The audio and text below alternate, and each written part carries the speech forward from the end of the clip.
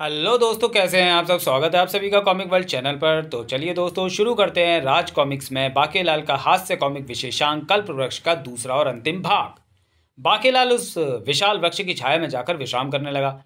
यहाँ तो कुछ खाने को भी नहीं है। कितना अच्छा होता जो महलों की तरह यहाँ भी नाना प्रकार के स्वादिष्ट व्यंजनों से भरी थाली मेरे सामने होती। बाकेलाल, मैं आ गई। कौन? मुझे नहीं पहचाना? मैं हूँ नाना प्रकार के स्वादिष्ट व्यंजनों से भरी थाली। भोजन की थाली?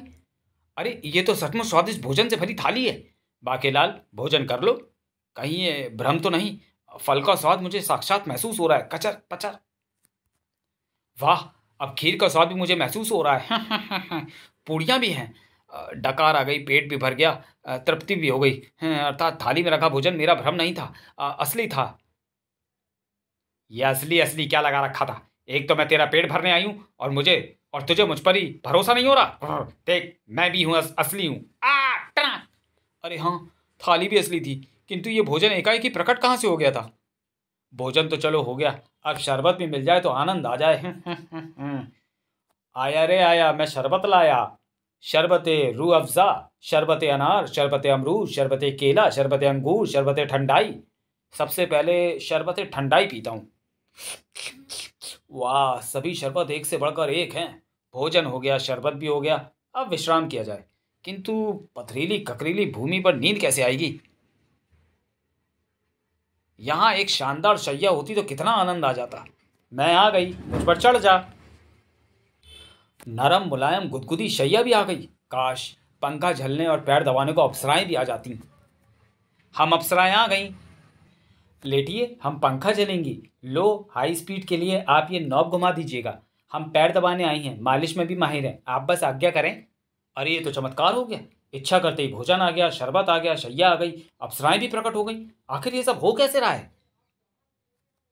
अवश्य इस वृक्ष पर भूत प्रेतों का डेरा है, जो इसकी छाया में आकर विश्राम करने वाले प्राणियों को इसी प्रकार प्रलोभन देकर फंसाते हैं। कहीं वो सब भूत प्रेत और चुड़ैलें भी आ गए तो? ओ रमैया अवस्था भैया, रमैया अवस्था भैया, मैंने हृदय तुझको दिया, हाँ मैंने हृदय तुझको दिया। हाँ पता है, इसी चक्कर में तेरे बाप ने मुझे कुल्हाड़ी से काट दिया था, रमैया अवस्था भैया। भूत, अब ये तेरा लट्टू बनाकर तुझे तिगनी का नाच नचाएंगे बेटा बाके। बाकेलाल, तिगनी का नाच करने के लिए तैयार हो जा। अरे जालिमो, ये क्या कर रहे हो? ओ सॉरी, सारी दुनिया गोल गोल घूम रही है। इन भूत प्रेतों से बचने के लिए काश ऐसे ही लट्टू की तरह घूमता हुआ मैं महल में अपने कक्ष में पहुंच जाऊं। सर सर साय थम। अरे मैं तो महल में अपने कक्ष में पहुंच गया। बाप रे, जान बची और लाखों पाए। उफ, मस्तिष्क अभी भी चकरा रहा है। किंतु अभी अभी मैंने कुछ कहा था। देख बाके देख, यहाँ ज़रूर होंगे। यहाँ संदूक में भी नहीं है। कमाल है, कुछ देर पूर्व मेरी प्रत्येक इच्छा पूर्ण हो रही थी, और अभी जब मैंने कहा था जान बची और लाखों पाए तो मुझे लाखों तो मिले ही नहीं। मैं तो सोच रहा था लाखों हीरे जवाहरात प्राप्त होंगे। आखिर ये रहस्य क्या है? रहस्य है वो वृक्ष जिस पर वो भूत प्रेत रहते हैं। उस वृक्ष पर रहने वाले भूत प्रेत ही वृक्ष के नीचे आकर विश्राम करने वालों के मन की इच्छा पूर्ण करते हैं, और फिर अवश्य उनका खून चूसते होंगे। यदि मैं मोटे मुच्छड़ मनूस को उस वृक्ष के नीचे फंसा दूं, तो मोटा वृक्ष के उन खूंखार पिशाचों से बचेगा नहीं। भूत प्रेत उसका रक्त चूस जाएंगे और उसे फाड़कर खा जाएंगे। बाकीलाल राजा विक्रम सिंह के पास पहुंचा। महाराज, कामदेव सी शक्तियों वाले संपूर्ण पुरुष बनने का मार्ग मिल गया। अब आप होंगे संसार के सर्वाधिक बलशाली एवं सुंदर पुरुष। महाराज, सोच विचार का समय नहीं है, शीघ्रता से मेरे साथ चलिए। महाराज, अकेले अकेले कहाँ जा रहे हो? हमें साथ ले लो जहाँ जा रहे हो। महारानी, आप भी हमारे साथ चलिए। चलो अच्छा है, दोनों एक साथ ही निपट लेंगे। वन में। महाराज, ये चमत्कारी वृक्ष है। यदि कोई पुरुष इसकी छाया में खड़े होकर संसार का सर्वाधिक गुणी एवं सुंदर पुरुष होने की इच्छा करे तो उसकी इच्छा पूर्ण होती है। तो बाकेलाल, तुम स्वयं क्यों नहीं बन जाते संसार का सर्वाधिक गुणी एवं सुंदर पुरुष? मैं तो पहले ही सबसे सुंदर हूं। मेरा मतलब महाराज, भला आपके रहते मैं स्वयं ऐसा कैसे कर सकता हूं? महाराज, मैं उस वृक्ष के नीचे विश्राम करने जाता हूँ, क्योंकि इस प्रक्रिया को कोई दूसरा पुरुष देखे तो वो नेत्रहीन हो जाएगा। महारानी जी, आप चाहें तो महाराज को संसार का सर्वाधिक गुणी एवं सुंदर पुरुष होता देख सकती हैं। कहीं पर राजा भड़ता सो। हे बैगन देवता बागनू, संसार में बैगनों को कोई पसंद नहीं करता था, किंतु जब से मैंने मानवों को टमाटर प्याज वाला बैगन का भुर्ता बनाने की विधि सिखाई तो भुर्ते का स्वाद उन्हें बहुत भा गया। भुर्ते के अलावा वो आलू बैगन भी बनाने लगे और घर घर में तुम्हारी पूछ होने लगी। अब मेरा एक वर मांगने का हक तो बनता है। हे देवता भांगनू, तीनों लोगों की सर्वाधिक सुंदरी का नाम पता बताओ। अपनी बुर्ता गदा के बल पर उसे प्राप्त तो मैं स्वयं कर लूंगा, किंतु वो सुंदरी इंद्र के बराबर की अप्सरा से भी अधिक सुंदर होनी चाहिए। एक बार इंद्र ने मुझे चढ़ाकर कहा था कि तू तो राक्षस है, तू तो अप्सरा को स्वप्न में भी देखने के योग्य नहीं। मुझे कोई चढ़ाए तो मैं बहुत जल्दी चढ़ जाता हूँ। वो तो इंद्र मुझसे घबराकर भाग गए, अन्यथा मैं अपनी भुड़ता गदा से उनका भुड़ता बना देता। बस मुझे इंद्र का अभिमान चूर चूर करना है। बत्स सुर और सुंदरी का पता लग गया है। क्या सच? बांगलू देवता कहाँ है वो सर्वांग सुंदरी? और उसका नाम पता मस्तिष्क में बैठाल है। बाकेलाल को राजा विक्रम सिंह ने झिझोड़कर जगाया। बाकेलाल उठो, देखो चमत्कार हो गया। क्या चमत्कार हो गया? मैं जानता था ऐसा होगा, किंतु महारानी जी, ये आपकी वाणी को क्या हुआ? ये मुझे महाराज जैसी क्यों प्रतीत हो रही है? बाकेलाल, स्वप्न देख रहे हो क्या? हम रानी नहीं, राजा विक्रम सिंह है, और तुम हमारा ही स्वर सुन रहे हो। किंतु महाराज, आप तो वैसे के वैसे ही दिखाई पड़ रहे हैं। फिर आप किस चमत्कार की बात कर रहे थे? उधर देखो बाकेलाल। अरे, वो अप्सरा कौन है? बाकेलाल, वो अप्सरा नहीं, रानी स्वर्णलता है। हमने अपने स्थान पर उन्हें उस वृक्ष के नीचे भेज दिया था, और अब वो संसार की सबसे सुंदर स्त्री हो गई है। डेढ़ा गर्ग, ये मोटे ने क्या किया? और वो भूत प्रेत कहाँ गए? महाराज, आप इतने मोटे एवं भद्दे क्यों जान पड़ रहे हैं? भरतासुर ने अपहरण कर लिया स्वर्णलता का। हा, ये तो निश्चय संसार की सर्वाधिक सौंदर्यशाली सुंदरी है। आज से तू कहलाएगी राजा भरतासुर की अर्धांगिनी। अरे ठहरो, वो शादीशुदा है, वो हमारी पत्नी है। अरे कोई रोको उसे। सुन ले बाकेलाल, शीघ्र हमारे पीछे आओ। बचाओ, कोई मुझे इस दुष्ट से बचाओ। है, अब मैं इंद्र का अभिमान चूर चूर कर दूंगा। अब ये कैसा संकट खड़ा हो गया? क्वाक! हे स्वामी राक्षस धूर्तासुर, आपने मुझे जो कार्य सौंपा था उसे मैं पूर्ण कराया। क्या क्या सच नौचूबाज? क्या तुझे कल्पवृक्ष का पता चल गया? हाँ स्वामी, मैंने स्वयं अपनी आंखों से उस वृक्ष के नीचे एक मानव की सभी इच्छाएं पूर्ण होती देखी हैं। वही है कल्पवृक्ष, जिसका बीज मैं स्वर्ग से तोड़ लाया था और उसे थुरूप नामक अपनी जादुई लार से तरबतर कर दिया था, ताकि इंद्र भी उसे न खोज पाए। किंतु दुर्भाग्य से उस लार के प्रभाव से मैं भी उसे नहीं खोज सका। चल, अब अपना आकार बढ़ा ताकि मैं तुझ पर सवार हो सकूं। धूर्तासुर ने प्राप्त कर लिया कल्पवृक्ष। मैं इंद्र के स्वर्ग पर अपना अधिकार करने के उद्देश्य से कल्पवृक्ष को प्राप्त करना चाहता था, क्योंकि कल्पवृक्ष इच्छित वस्तु का फल प्रदान करता है। मैं उससे स्वर्ग की इच्छा करने वाला था, किंतु अब मैंने अपना विचार बदल लिया है। अब मैं इस वृक्ष को नगर के बीचों बीच ले जाकर स्थापित करूंगा। आज जब सुबह होगी तो विशालगढ़वासी इस वृक्ष को यहाँ होगा देखकर आश्चर्यचकित रह जाएंगे, और तब उन्हें वृक्ष के पिछवाड़े की ओर से मेरा स्वर सुनाई देगा। इच्छा करो, इच्छित वस्तु पाओ। अरे, ये तो कोई देव पुरुष है। जिसको जो चाहिए अपनी इच्छित वस्तु ले जाओ। यह है कौन? कोई इच्छा पूर्ण बाबा लगते हैं। यह हमारी इच्छा किस प्रकार पूर्ण करेगा? बारी बारी से आओ और जो मांगना है उसकी इच्छा करो। मुझे 2 बकरियों की आवश्यकता है, ताकि मेरे बच्चे उनका दूध पीकर हष्ट पुष्ट बन सकें। मैं अपनी पड़ोसन को आंख मारता था, पड़ोसी ने मेरी आंख फोड़ दी। मुझे मेरी आंख वापस चाहिए। मुझे सुंदर पत्नी चाहिए। स्वामी, आपके चरण कहाँ हैं? छूने हैं। अरे, मिल भी गई। मुझे बकरी मिल गई और मुझे आंख।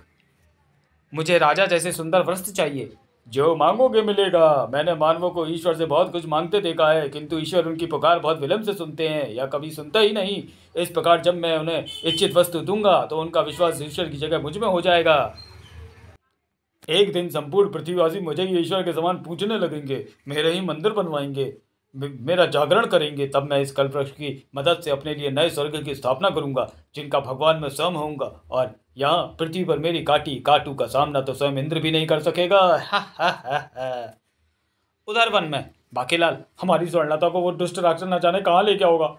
मैंने तो वृक्ष के नीचे आपको भेजा था। आपने महारानी को संसार की सर्वाधिक सुंदरी बनाने के लिए उस वृक्ष के नीचे क्यों भेज दिया? बाकेलाल, यदि वो वृक्ष इच्छा पूर्ण करता है तो क्यों ना उसी वृक्ष से चलकर पूछे कि राक्षस मेरी स्वर्णलता को कहाँ ले गया है। अरे, वृक्ष को कौन उखाड़ कर ले गया? चिंपो! अरे, ये तो वही हथनी है बाकेलाल। हाँ, इसे कैसे भूल सकता हूँ। यह हथनी मुझे अपने आगे चलने का संकेत दे रही है। यह कमबख्त हथनी क्या चाल चल रही है? कहीं फिर किसी मुसीबत में तो नहीं फंसाने ले जा रही है? चिंपो! मोटे को अपने आगे और मुझे अपने पीछे पीछे आने का संकेत करके यह हथनी आखिर चाहती क्या है? चिंपो! अरे, ये तो मेरी ओर घूम गई। अरे, मेरी गर्दन! अरे कमबख्त काला पटका था। चित्कार मत करो बाकेलाल, यह कठोर भूमि नहीं है। या बादलों की नर भूमि में किसी को चोट नहीं लगती। इंद्र देवता आप? फटकार! यमदूत, बाकेलाल को नरक में ले आओ। नरक? क्या? किंतु मैंने क्या पाप किया? आप तो जानते हैं मैं कितना भोला भाला हूं।